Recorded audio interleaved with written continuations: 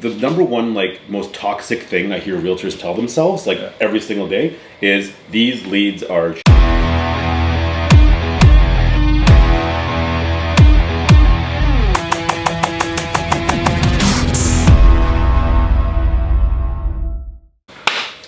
Welcome back. We are finally back to Over a Pint because I took 2 years off because I got tired of doing them on Zoom. So we are back to doing this in person, and I'm bringing back Ara Mamourian for one very specific, well, two reasons. One, he's just a good dude in the industry, and two, the first episode we did, we thought it was a great idea to do it on a rooftop bar surrounded by condos under construction. Yeah. And even after a sound engineer that I hired to try and fix it couldn't do anything. It sounded terrible, so we figured let's redo an episode with good sound. So here we are at my house, filming, and we're back. So, for those who don't know you, why don't you give people a little intro? Well, before that happens, I want to congratulate the resurrection of Over a Pint. Thank you. This is very exciting. I'm happy to be here. My name is Ara Mamourian. I run a team called the Spring Team in Toronto. We sell on the urban markets pretty much, with some presence in the Durham region with a new agent that we've hired. And I'm at Real Broker Ontario, a new brokerage. Came from the States. Really exciting opportunity there for us. We've created an awesome community called One Network Leaders around that to help the agents that have partnered with us at that brokerage kind of grow. And that's it, springteam.ca if you want to learn more about me, or on Instagram. I'm Ara Mamo. I've always the new notes feature actually is pretty fun. Yeah, I just started looking at that, of like coming up with ideas of the notes feature is great. I've been like really loving Instagram for that reason right now, is because like it's a perfect little conversation starter. Yeah, just dropping little facts about yourself. It's like your MSN status update. You know, people keep comparing that, but I was after ICQ. Yeah. I never really got into any other chatting. I was just talking to, so I have my team who's a little bit younger than me, and I was like, yeah, MSN. I'm like, hey man, I always preferred ICQ. No one knew what it was. Uh-oh. Yeah, not one person on my team knew ICQ. Yeah, I mean, I'm pretty sure I was in the MSN world as well, but like, you know, ICQ was where it's at. Like, that's where I even was like online dating at the time. So I have a running joke in some of my stuff that MSN, ICQ is where I first practiced my online lead conversion. My online lead conversion through dating. It's like, are you a male or a female? How old are you? And where do you live? Yeah. Age, sex, location. Like, you just opened up conversations like that. Yeah. Anyway, that's not what we're talking about here. We're here to talk real estate, business, all that fun stuff. All the serious stuff. But first, we're having a drink because it's Over a Pint. So we're drinking from Market Brewing here in Newmarket. I'm having the Leslie Crusher Golden Ale. Leslie Crusher? Yeah. Who's Leslie? So Leslie's the street they're on, which is a play on Wesley Crusher. That's why it's like the Star Trek font. I see. I'm a nerd, I get it. I've got the Bear Hug IPA from Market Brewing Co. I'm a huge IPA fan so far. Let's see. I like the branding. I like the... They're solid. They're actually... Bear Hug IPA was the first ever episode beer we ever had on the show. Good. So just a little pouring recommendation, y'all. Most people try not to get all this head on top of here, but it's super essential. Otherwise, it happens in your stomach. Although that's not a good one, man. That's too thin. It's funny you bring this up because there was a stretch of about 15 straight episodes where I brought that exact point up. Yeah. It got to be the point I'm like, I have to stop mentioning this because I feel like every time you're sitting with someone and I do a bad pour, I'd be like, okay, but this is how you're supposed to do it, and I was like, this is correct. This is incorrect. This one will keep you from feeling less full after drinking a beer. Which is really important. Which is super important, so you can consume more beer. Yeah. Well, cheers. Cheers to you, sir. Welcome back. Appreciate it. So you just recently moved to a new brokerage. Like it. Recently. April 29th, we were... kind of forced to make a quick move. I won't get into the whole story, but we were discussing a move to this new brokerage called Real Broker. Yeah. And the news of our discussions made it to the upper management of our previous brokerage.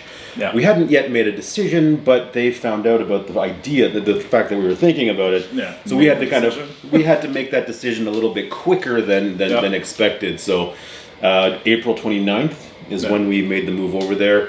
Why did we do it? I don't know. We didn't think we were going to move on from Hallmark, which is where we were at before. Mm-hmm. Great brokerage, great leadership team. My own brokerage. Yeah, Hallmark's a phenomenal organization with really great people. But for us, we just had, we put so much energy into our, on the Spring Team, our training program. And, we deliver like a pretty high level training program to like 5 agents that we have on our team, which is awesome because it does well for those 5 agents. But like, there was no way for us to leverage that effort, right? Another way. Because, like you've got to find ways to create other streams of income in this world. Like you can't just be like relying on yourself to be transacting and making money. So we wanted to package and sell this training program that we have called the Producer's Playbook. TPB. Doesn't quite roll off the tongue.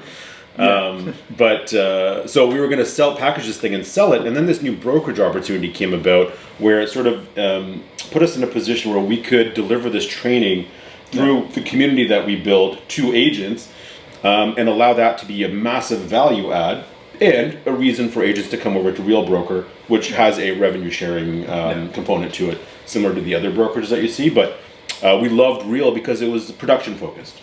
So there's no like recruiting. We just attract through value. So you're not giving out scripts on how to recruit agents in the DMs on Facebook? No DMs. no DMs. Like, we wanted to go there and like, do our thing and like create the One Network Leader community. So the One Network Leader community is really what it's all about. Like it's open to agents outside of Real. It's not just a Real thing. Myself, my partner Ryan Wykes, Amy Youngren over at the North Group. She's a client of ours. There you go. Amy Youngren over at the North Group and her awesome team started this One Network Leader group. We came on to Real Broker, and Amy and Ryan and I decided to do the One Network Leader thing together. So we do Monday morning rocket fuels, which kind of at 9 a.m. Monday morning, we do this big Zoom meeting, 15 minutes just to kind of get you rolling for the week. And then on Thursdays, tomorrow, we do these master classes where we'll have like a high level topic from like an Ask Me Anything panel, which we'd love to get you on there at some point to talk about marketing and like non-real estate agent stuff. Like this Thursday, we have James in the City, James Lewis, and we have Rachel Adams from California, 2 really high level agents that are crushing it in the social game.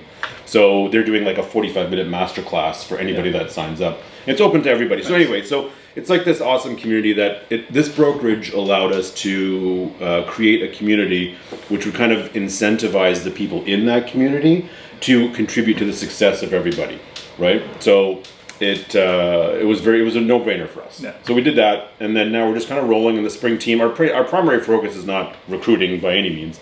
Our primary focus is to create the highest possible version of the spring team, and by doing that, kind of attracting the attention that way.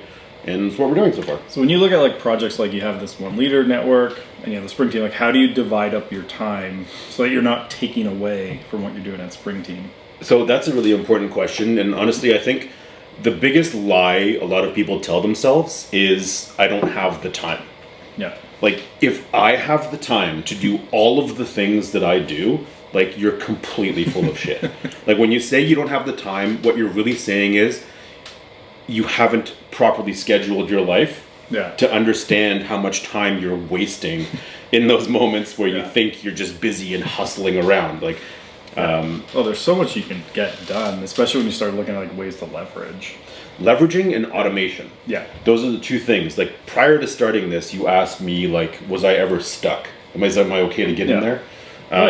So Andrew asked me before we started, like we wanted to talk about like, it's a problem agents have. It's a problem that I had. I was stuck at like a certain income level for a really long time. Most people would consider that a really great income, okay? Making like a mid 6-figure kind of salary, and considering that being stuck is, oh no, it's like, oh crap, I only made $300,000 this year. But listen, $300,000, that's another mistake agents make, and we don't need to get into it now. It's like your GCI is not your income. Let me repeat that. It's vanity. Your GCI, gross commission, is not your income. It's like saying that Apple's annual revenue is, what's Tim Cook? Tim Cook. I was going to say Steve Jobs. It's not like Apple's gross revenue is not Tim Cook's income. You've got to think of yourself that way. I don't even know how so we're stuck. We're talking about being stuck at a certain income level and kind of repeating the same year over and over and over again and not really growing.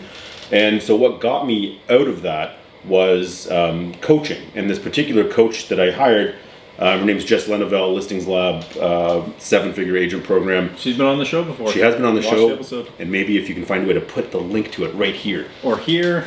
Or here. I started a YouTube channel myself. Yeah. It's called Real Estate Raccoons, by the way, in case you want to go to it. Yeah. So I do this. I had a whole green screen behind me yesterday. Yeah. And I didn't know how to do anything. So the YouTube video now exists on YouTube with me, with a green screen behind me, and doing this with nothing on the green screen. That's perfect. Anyway. So we were talking about how to manage your time and like how to kind of scale up from like that stuck position. Yeah.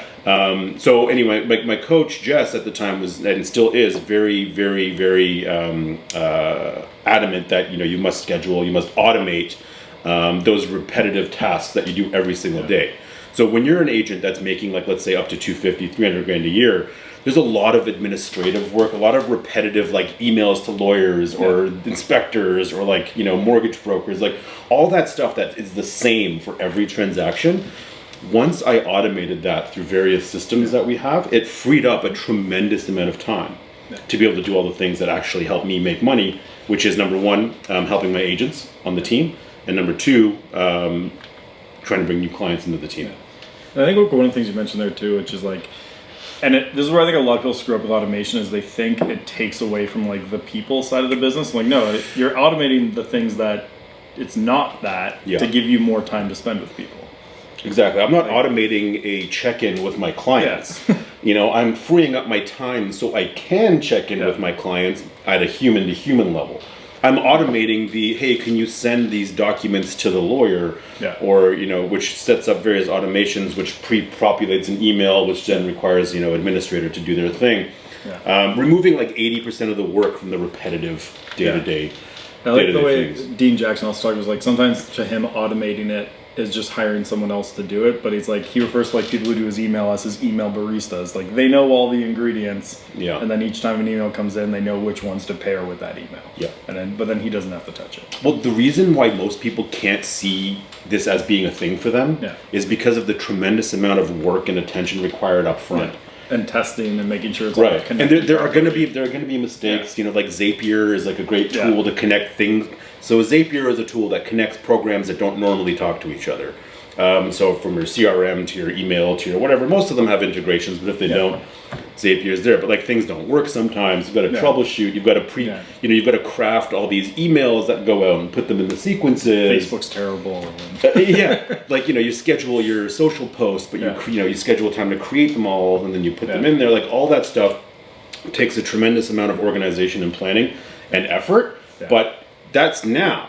Fast forward a month. All that's done, and you're chilling. You're having beers on a Wednesday morning with Andrew doing a podcast. It's great. But then things are happening in the background. Like, if my phone's on airplane mode right now, but if I were to turn it on, there would be a various number of automations notifying me that this is happening or that's happening or that's happening.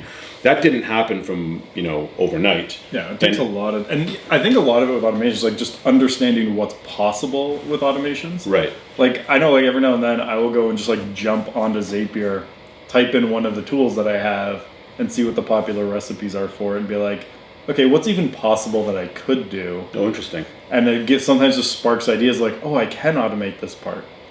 Or I'll even just like grab random 2 tools that I have and see if there's anything between them. Oh, interesting. Because I'm not that interested to do that. I'll just be like, so I don't do it that like I try now like because one of the things like I for a while was getting distracted by a lot of shiny tools.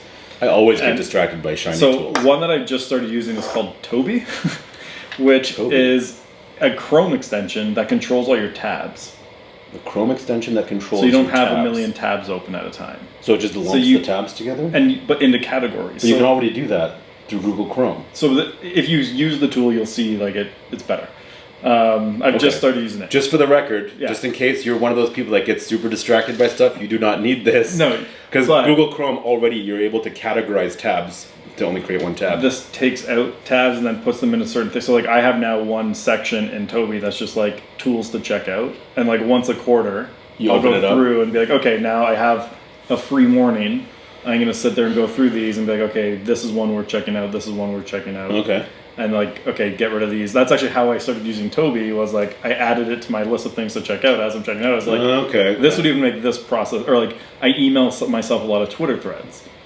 And so every now and then I'll end up with like 50 Twitter threads to read. Now I just throw them all into that. Then one day, Twitter is a dangerous place. Yeah, so much good info, It's but a you have to go dangerous through place. so much crap. There's so many real estate experts that don't own any real estate out there, or have never invested in any real estate. It's hard sometimes not to engage when they're like talking about how realtors work, like definitively, and I'm like, every word you said is wrong besides the word realtor. Oh, honestly, if you look at my Instagram reels and stuff from before, you always see me kind of start these conversations with people, and then I just get tired and stop. When like people are like, "You make too much money," I'm like, okay, that's subjective. I mean, cool story, bro.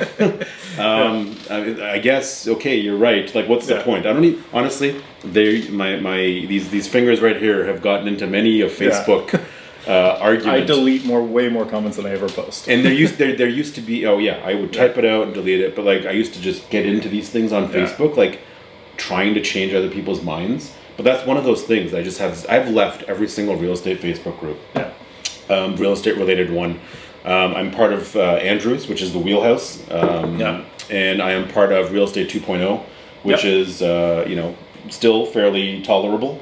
I've removed myself from all the other ones. I won't mention them, but they just became so toxic for me because I get so easily triggered when I feel somebody has said something super wrong, or their take. If somebody's take is like super shitty, I have a hard time not engaging in that. The one that gets me is like when people say like an experience they had and now assume that's the same for every situation ever. And that's exactly why I don't do well in those spaces, because you have these real estate bears, the people that always have a pessimistic view on the market. They see one property that was sold in January, February, which was the hottest market the city of Toronto and surrounding communities have ever seen. And they compare a similar property now. Look, it's down $400,000. Therefore, the market is down, 40%. Or something like that, but they always forget to look at the nuances between the two properties and why the value was affected. But that's why I love like these long form interviews and videos, which is why I started the YouTube channel, is to be able to provide context versus just being like, bam, here's this bullshit. That's also social media in general, though, is like the more ridiculous your take, that's the only way to get engagement now for a lot of people. So it's like that, like for me, like, and you've probably seen this with marketing and even real estate, it's like any real expert, almost every time their response to one of those and like an answer is, it depends. But that is a really boring way for people to engage on social, to respond. It depends. Like I did that on a Facebook, one of the Facebook groups recently where someone was talking about like, okay, Facebook leads don't work. And they're like, I was like, it depends. Like they can work amazing, but if you don't have a follow-up system and you're only chasing the shittiest leads that are out there, like those might not work for you. But like I can point to agents doing hundreds of thousands of dollars on Facebook leads. Like it's not a hard thing to show. Anyway, so the number one like most toxic thing I hear realtors tell themselves like every single day is these leads are shit. Team members say that, not ours, because we have the best team members ever, and they understand the long game when it comes to leads. There is no such thing as a bad lead. Sure, you're going to say, but Ara, what if it's a bogus number? Or like Mickey Mouse. It's Joe Blow at foff@gmail.com. Like, okay, fine, that's not the one I'm talking about. I'm talking about people you get a hold of that tell you they don't want to. They're just looking. It's like when I was on Tinder, I was just looking. But then I found my wife and we have a child. Just looking, that's cool. That doesn't mean it's a bad lead. But maybe they just don't tell a salesperson everything about them. Well, that's the thing. It's like what I don't really follow Gary Vaynerchuk that much anymore because I feel like he's like that whole hustle and grind and whatever is not really my vibe. I joke now that I've graduated from his content. I've graduated from his content, but a lot of listen. There's my wife's one of my wife's best friends is staying in our house right now with her 14-year-old son. And he's a 14-year-old that's like just learning the world and all these things, and he loves Gary V. Because that message is like you gotta buy NFTs and do content and like go to a garage sales, like that whole hustle thing. Like he's 14, he loves that kind of stuff. I've graduated from that, but one thing that he always said that kind of stuck with me was like, when you speak to a lead for the first time, and you're trying to like close them like right away, it's like that 18-year-old is trying to get with that girl who's like immediately walking up to the girl and being like, "Hey, you want to go up to my bedroom?" Like there's a game you got to play. I actually use you as an example on stage now. Oh, you do? Because if you remember, it was a couple of years ago, like well before COVID. You posted in the Wheelhouse group a lead just came in at 9:30 on a Friday. Yeah. Should I call them? I posted that? Yeah. Okay. And yes. people were saying like, yes, no, do it. And you're like, fuck it, I'm calling them. Yeah. And then like 5 minutes later, you put an update. I hate you guys. He told me to fuck off. But then like half an hour later, you came back saying, so I texted him saying, sorry for calling you so late, but it was just like you had just updated and I was trying to provide good service. Yeah. And then he replied something like, actually something like, I'm going through divorce right now. We actually sold his house. That's what I say. It's like you ended up closing a guy Yeah. who told you to fuck off. Like, yeah. So because I mean he told me to fuck off because listen, I've been through a divorce before and it's not a very exciting situation. Yeah. So it wasn't about me. He's not angry at me. Yeah. He's just in a very terrible situation at that. People take it moment. personally, right? Yeah, I mean, listen, it's hard to not take it personally when you get a door slammed. I just stopped looking at who unsubscribes from my stuff because I'm like, I gotta. Oh my god, Yeah. I see. So we have an email database that goes out for our newsletter and our everything. So we've got 48,000 people. Yeah. In this thing, and just yesterday I got 166 unsubscribes. We send this, which is a good number if you actually look at the like metrics. it's fine. Well, we sent, but when I first started emailing this database, like there would be like 4,000 unsubscribes, 4 abuse complaints. I'm like, you guys signed up. What abuse People complaint? forget all the time. Yeah. I've had clients who signed up who have like unsubscribed from our newsletter, being like abuse complaint. I'm like, you are paying us monthly. Like you signed up for this. There's been some really funny ones. I'm wondering if they're hitting like that. The button in Gmail that like is report abuse and unsubscribe. Well, there's a button in Gmail for that. Yeah, like organically without going through the actual sender's unsubscribe button. It's like there's like there's the unsubscribe button that sometimes shows up at the top, and then in there there's one that looks like an exclamation point. Oh, I didn't know that. It's like report spam and unsubscribe. Oh. So I wonder if some of the report spam and unsubscribe is just like, well, this is the quickest way out. And what do they maybe honestly I really don't care because like I get emails back that say, you know what, we got one the other day, I'll put it on my Instagram story. I was kind of waiting for a day to put it out there. Today will be the day. It was like, listen, I'm not in the market to buy or sell anything right now, but I love these updates so much because my updates are very frank. They're very I'm not I don't hate using these words because you can't day trade real estate, but I'm not like bullish or bearish in any way. I'm just kind of like optimistic in general about the future of Toronto. I guess you can call me bullish, I guess. But it's just so triggering to some people that are not that. And I find that those people that are not that are either people that are not in a position to buy, which, you don't, that's just how it is. Toronto is not going to be the same experience for younger people today as it was for their parents and so on. And it's not reasonable to believe so. And I'm extremely triggered by when other people are like expressing remorse and sorrow for their next generation. Like, what are you talking about?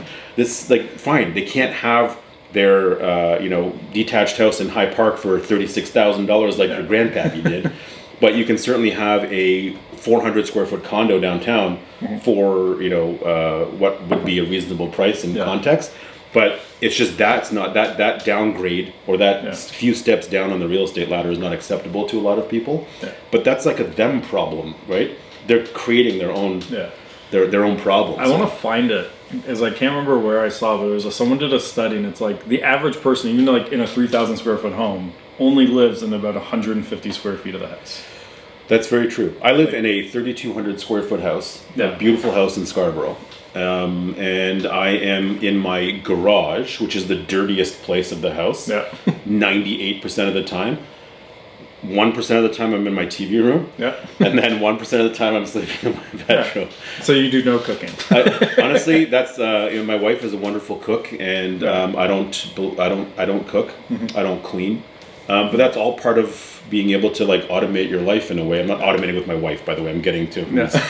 My wife is very busy as well. She's got her own business, so we're both self-employed. We're both entrepreneurs, so we've put ourselves in a position where we can afford to have somebody clean our house. We can afford to have somebody take care of our daughter when we need to, and we can afford to have somebody cook for us if we need to. These are just the things that become available to you when you free up your. I tried the cooking one, and there was someone who like delivered on Sunday our meals for the week. Yes. We ended up canceling it because it just like felt like we were always eating leftovers. You said your friend was just starting something up there, right? I remember I reached out to you about that. Yeah, and it was like, the long story short is we were just always eating leftovers besides Sunday night. Like Sunday night you're having the fresh meal. Right. Everything else is in the fridge or freezer for the rest of the week. Yeah, we don't do those meal plan things. Honestly, my wife does cook the majority of the time because she just loves it. And we bring in a lot of prepared foods that require like home preparation too. But like a lot of the home things, like from cleaning to childcare, has been dealt with and outsourced because our time is super valuable. And there's nothing wrong with outsourcing that stuff and taking 10 minutes to lay down in your bed and just chill. Like that downtime is invaluable. Yeah. I wouldn't trade it for anything. Oh, it's incredible fun, especially like with 3 kids now. I don't have 3 kids. I just have one. 3 is a lot. I found 1 to 2 is not bad. 2 to 3 is a big jump. Like that's where everything kind of changes. I'd imagine, it's you have to get a bigger we car. have 2 dogs though, so it's basically the same. Basically the same. I just kind of a tangent on the episode. Like you always hear people like, okay, you have a dog, you don't have a kid, you don't get it. To this day, we had 1 dog that was harder than all 3 of my kids. And I currently have 1 dog that's harder than my child. That's what I joke. Like sometimes the dog is harder, and I have 3 kids under 5 or 5 and Well, under. dogs have separation anxiety. They've got they hurt themselves. You have to monitor them. They're just food savages. So they can't be around. My dog Cody, he's Cody the closer, by the way. He was the spring team's mascot at the beginning. Yeah. And he will, he's not just going to get old and die. He's just going to be savaging it up somewhere and just fall over. It's like, that's it, I'm done. He's going to go from being insane to just gone. Yeah. Whereas I have the chillest dog who's literally there's a dog sitting right here. My dog would do that as well, but he would just go bonker. Anyway, we're off on a much. We can talk about some real estate things now. So outside, so you have spring team, and you also invest in real estate. Yes, things like that too. Yes. So I don't have any. So my properties that I had were liquidated during a divorce situation many years ago. But so now I use pre-construction condos to get myself back on my feet after that 2013 kind of made some bad financial decisions back in the day. Yeah. So my first pre-construction purchase was our condo that we sold before. So it was a unit at Canary Block in the Canary District. So then after that, I ended up buying a pre-construction condo at Wonder Condos. And then I just bought another one right now, which will be for my daughter in Flemington Park, which was a huge full circle moment for me. Because my family, when they first moved here, or my parents moved here from Egypt and Syria, they met here, and when I was born, I grew up, and they moved into this apartment in Flemington Park, 200 Gateway Boulevard. Yeah. So there's a pre-construction condo launching right next door. So I was really lucky to be able to buy that. Yeah. So my investing is really sort of through pre-construction while I slowly build a portfolio. Yeah. The goal is to buy a multiplex. Actually, I have one listed right now at 807 Gerrard. If this goes out and it's still available. But I don't know when this is going to go out. I haven't decided yet. 807 Gerrard. It's on the website, springteam.ca/our listings, and it's all there. I was just going to put like a big shameless plug graphic. I will shameless plug everything. So we've got my real estate investments. We've got my existing house, which is your house is a great financial vehicle as well to help you do all these other things.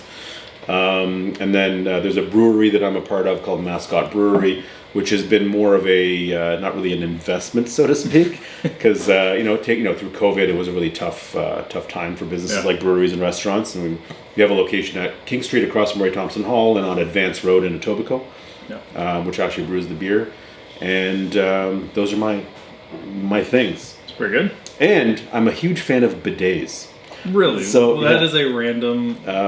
I believe bidets are the most important tools in a home. Now, do you do like a full separate one? Or do you no. Those separate ones are weird. I don't understand those separate ones. You have to squat over it. If you didn't expect a bidet talk.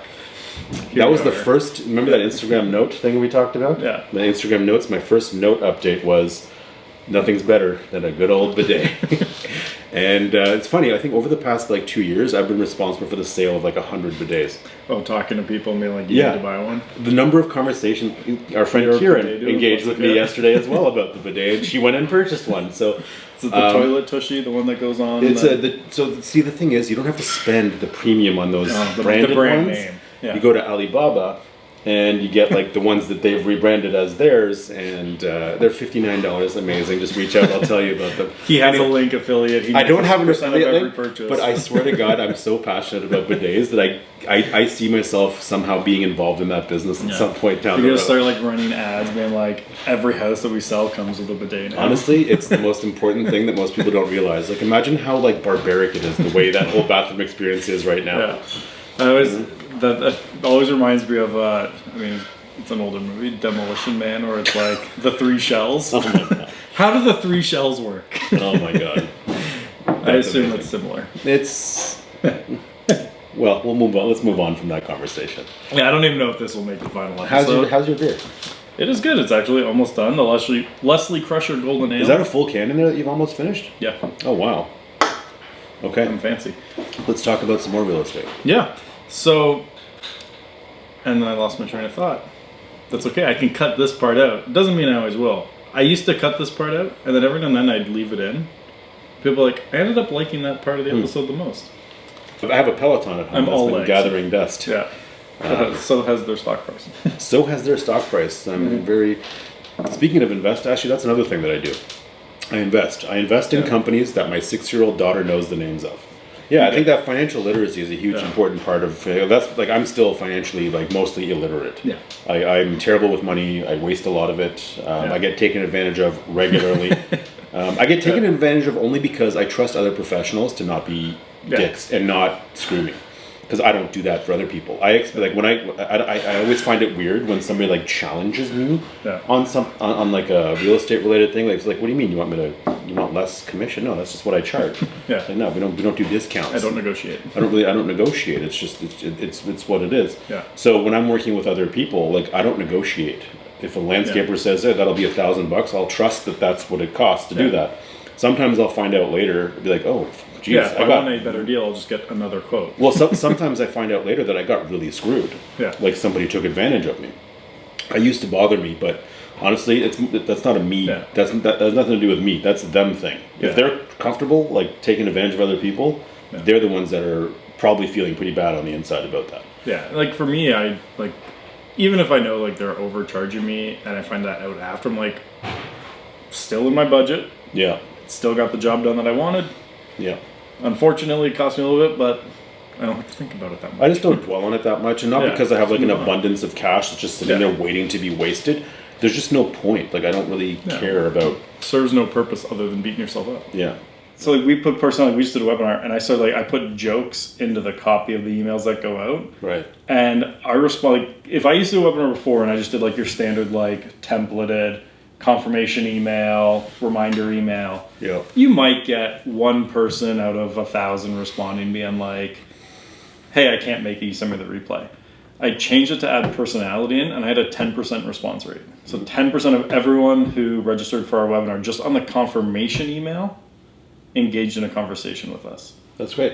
And it's just like, all we did was like, we added a couple jokes in, and then I asked them a question, which also then helped my future. Like, the question was basically like, what are the challenges you're having in your business? And I was like, can you do a favor, answer one or two questions? What are the challenges that you're having in your business? Or number 2, what's on your marketing to-do list you've always wanted to get done but you keep putting off? I was like, and if you're feeling, extra something, I can't remember the word I used, but I'm like, if you're feeling extra excited, why don't you answer both?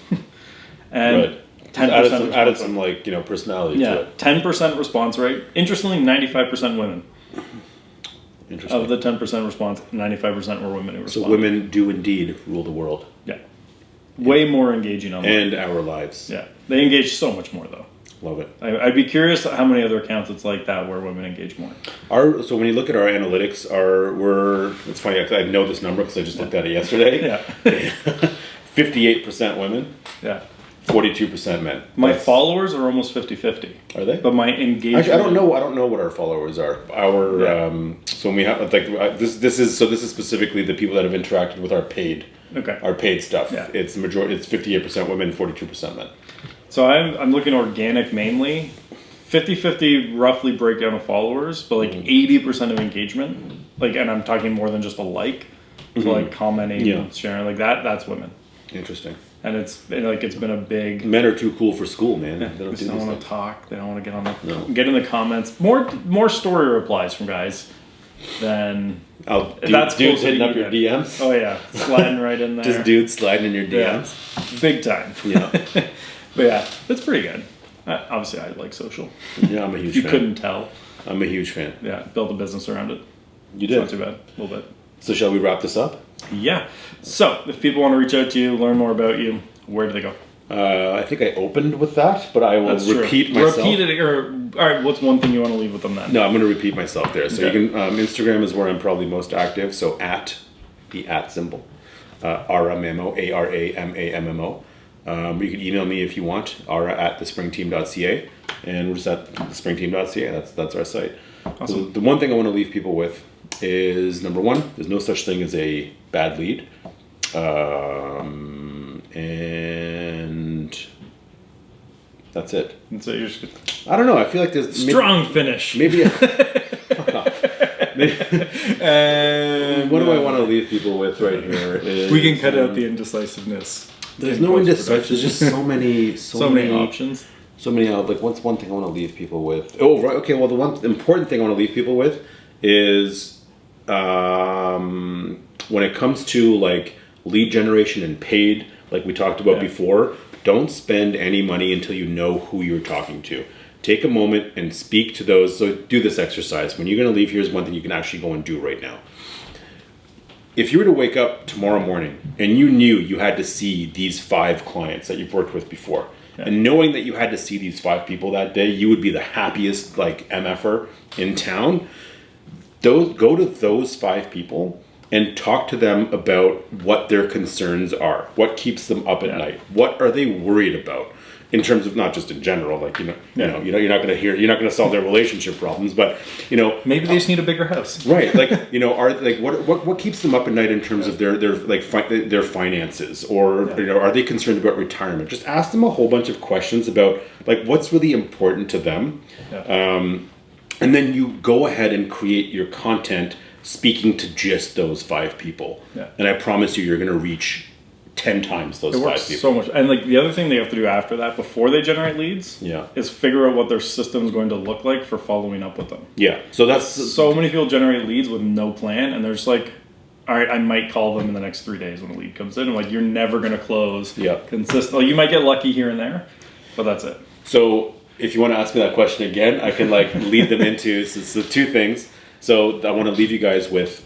these 2 things. So number one, the one I just said. So the number one is, don't spend any money until you know exactly who you're talking to. Interview those 5 top clients that you have and gear your content towards their concerns, their problems, whatever. And number 2, before you start paying any money for any sort of ads, just like what you said right now, make sure you have a system in place that can communicate with them for up to the next 24 months after that initial lead gen. So like, what kind of campaigns can you automate in your CRM? And before you ask me, what CRM should I use? You should use the CRM that you're going to use. Like whichever CRM that you can actually probably Follow-Up use. Follow-Up Boss is great. It's what I use. So if you ever ask me a question, I can help you with Follow-Up Boss and nothing else. They don't pay me, by the way. There's also another one called Chime, which is actually pretty good. Clients use that. That's one of that at Real Broker. Like Chime Verse is interesting. I've had a client use Verse. Verse.io. They're the only one I know who use it, but they, like the analytics are great that they seem to have on it. Yeah. But I only have one client that I know of that uses it. Yeah. Long story short, know who you're talking to and what their pains and problems are, and create your content to reach those people. And number 2, the Contacts app is not a CRM. The Contacts app is not a CRM. And number 2, what was my number 2? Number 2, make sure you have proper follow-up systems to be able to communicate with these people automatically for up to 24 months after they come into your world. And that's it. So thanks for tuning in, because we just finally came back with Over a Pint. Next episode's coming up with Darcy Toombs from Newmarket, who has a great business doing both commercial and residential. So we'll be following up with him. So stay tuned, and thanks for tuning in. Peace.